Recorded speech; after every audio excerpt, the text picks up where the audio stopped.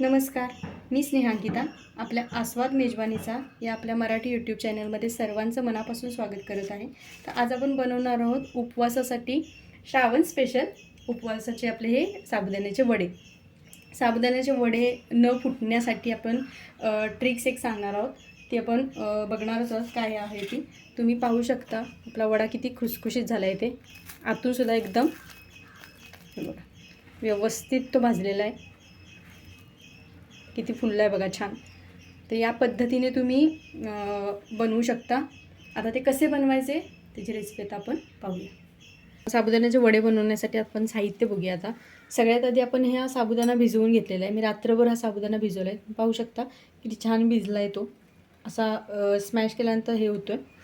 तर 1 वाटी साबुदाणा आहे हा साधारण आपला. त्याचा एवढा भिजवल्यानंतर एवढं होतं साधारण. त्यानुसार तुम्ही अंदाजे तो साबुदाणा तुम्हाला किती लागेल ह्याचा घेऊ शकता. त्याच्यासाठी आपल्याला 1 बटाटा घ्यायचा आहे. इथे मी सेंधव मीठ घेतलं आहे. जिरे 1 चमचा घेतलेला आहे. पाव वाटी आपण शेंगदाण्याचं कूट घेतलेलं आहे. भाजून शेंगदाण्याचं कूट तयार केलेलं आहे. आणि इथे 13-14 मिरच्या आहेत. तर आपण याची सुरुवात करूया. इथे बघा मिक्सरचं भांडं घेतो आहे आपण. त्याच्यामध्ये हाफ करून मिरच्या टाकल्यात तरी चालेल किंवा अखंड टाका, जसं तुम्ही कम्फर्टेबल असाल तसं. साधारण 13 ते 14 आहेत. आणि इथे मी जिरं घेते 1 चमचावर. थोडंसं मीठ ह्याच्यामध्येच तुम्ही टाकलं तरी चालेल. पण आपल्याला जर हे ठेवलं आपण करून या पद्धतीने नुसता ठेचा तरी आपल्याला कधीही वापरता येऊ शकतो. त्याच्यामुळे आपण एवढंच बारीक वाटून घेणार आहोत. आपली हे वाटून तयार आहे आपलं. तुम्ही बघा जिरं आणि एकदम फाईन आपल्याला करायचं आहे. आता आपण हे एका डब्यामध्ये स्टोअर करून ठेवलं तरी चालेल तुम्हाला, म्हणजे केव्हाही वापरता येऊ शकतो तुम्हाला. आता आपण पुढच्या प्रोसेसकडे वळूया. आपला जो साबुदाणा आहे तो आपल्याला थोडा चॉपरमध्ये किंवा मिक्सरला पल्स मोडमध्ये जरी हे करून घेतलं तुम्ही, फिरून घेतलात तरीसुद्धा चालेल. हा अखंड ठेवायचा नाही आहे.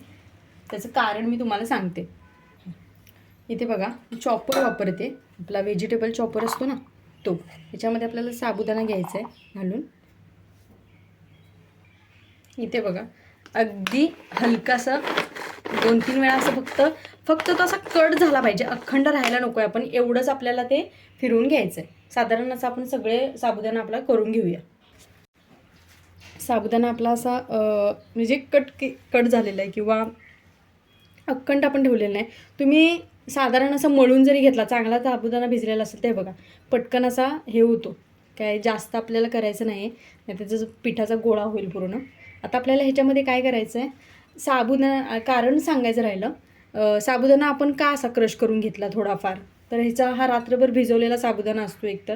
आणि सगळ्यात महत्त्वाचं काय होतं, जेव्हा आपण हा बटाटा आणि हे मिक्स करून तेलामध्ये सोडतो तेव्हा त्याच्यामध्ये थोडं असं वाफ तयार होते आणि मग ती तेलामध्ये फुटण्याची शक्यता असतं. तो साबुदाण्याचा वडा बऱ्याच वेळेला बऱ्याच जणांचे असे फुटतात.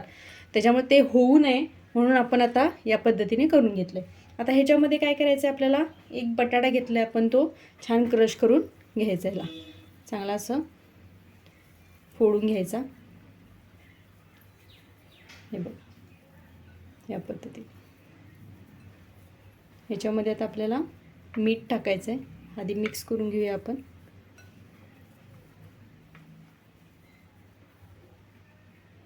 ह्याच्यामध्ये पाव वाटी आपल्याला शेंगदाण्याचं कूट वापरायचं आहे.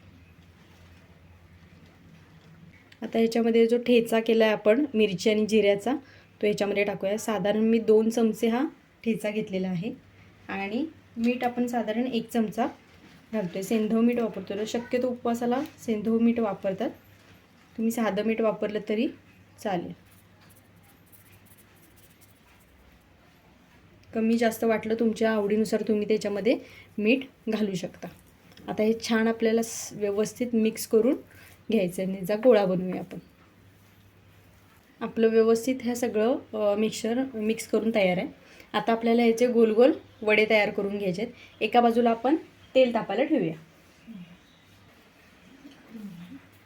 असं गोल होते का बघायचं, नाही थोडासा तेलाचा हात घेतला तरी चालेल. आधी मी हात संपूर्ण क्लीन करून घेते. थोडंसं हाताला मी तेल लावून घेते जेणेकरून ते मिक्सचर चिकटणार नाही हाताला आणि त्याचा व्यवस्थित आपल्याला गोळा तयार करता येईल, वडे तयार करता येतील. काही मला साधारण एवढा गोळा घेतोय आपण. हे बघा,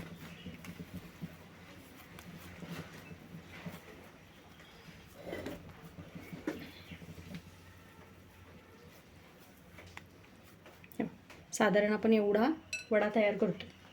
असे आपण सगळे आधी वडे तयार करून घेऊया. हे आपण जे वडे बनवले, साधारण आता आपलं 1 कप साबुदाण्याच्या ह्याच्यामध्ये आपल्याला ह्या आकाराचे 10 वडे बनतात बघा. अगदी सेम त्याच ह्याचे.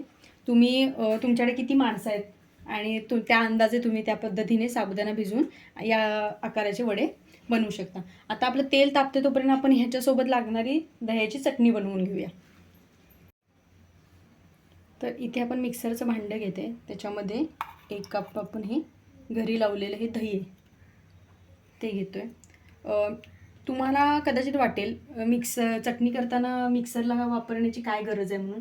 पण काय होतं, एकतर आपण जर असंच विस्करनं फिरवायला गेलं तर ते व्यवस्थित गुठळ्या त्याचे मोडले जात नाही किंवा पाणी आपल्याला घालायला लागेल. आपल्याला थोडी पातळच करायची म्हणून डायरेक्ट मी मिक्सरला, ज्याला घट्ट हवी असेल त्यांनी विस्करच्या साहाय्याने चटणी केलं हे त्याच्या लम्स मोडल्यात तरी चालेल. इथे बघा, दह्यामध्ये आपण 1 चमचा साखर घेतले, थोडंसं मीठ आपण टाकतो आहे, अगदी किंचित सेंधव मीठ टाकले आणि ह्याला एक अर्धा मिनिट किंवा काही सेकंद आपण ह्याला फिरवून मिक्सरला घेणार आहोत. इथे बघा, आपलं हे मिक्सर लावून तयार आहे. बघा किती स्मूथ झालं आहे. आता ह्याच्यामध्ये काय करायचं आहे, थोडंसं आपल्याला आधी हे बाउलमध्ये काढून घेऊ चटणी आपली. थोडंसं आपण पाणी घालायचं आहे ह्याच्यामध्ये, जरा घट्ट आहे म्हणून अगदी किंचित पाणी, बघा अगदी थोडं. आता ह्याच्यामध्ये काय करायचं आहे आपल्याला, अर्धी मिरची मी इथे बारीक चॉप करून घेतले, ते ह्याच्यामध्ये टाकायचं.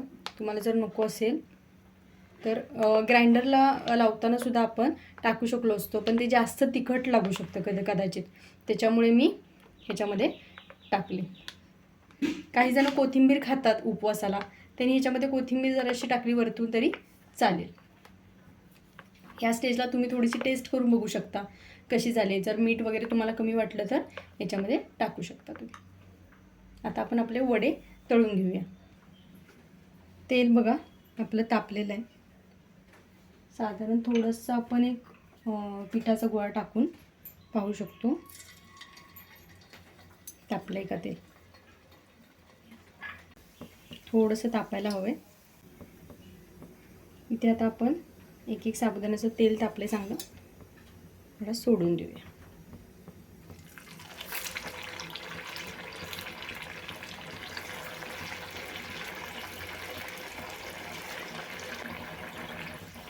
ह्याला लगेच हलवू नका, थोडंसं सेट झालं की आपण ह्याला हलवूया, त्यामुळे ते लगेच क्रॅक होऊ शकतं म्हणून.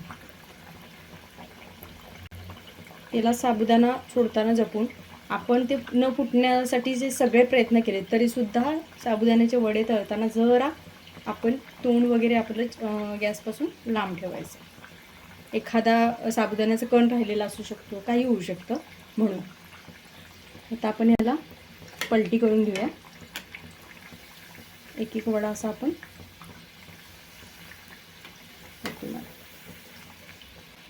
हाय फ्लेमवर आपण हे वडे सोडलेले आहे. हे घातल्यानंतर थोडासा गॅस कमी करायचा, जास्त नाही, नाहीतर तेल साबुदाण्याचे वडे शोषून घेऊ शकतात, जास्त तेलकट होऊ शकतात मग ते. त्याच्यासाठी आपले वडे बघा गोल्डन ब्राऊन झाले, छान असा त्याला कलर आलेला आहे सोनेरी. आता आपण ह्याला काढून घेऊया.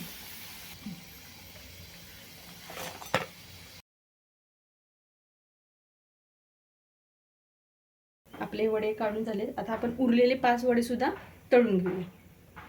उरलेली बॅच सुद्धा आपली तळून रेडी, खुसखुशीत झाले. आता आपल्याला याला सर्व करूया.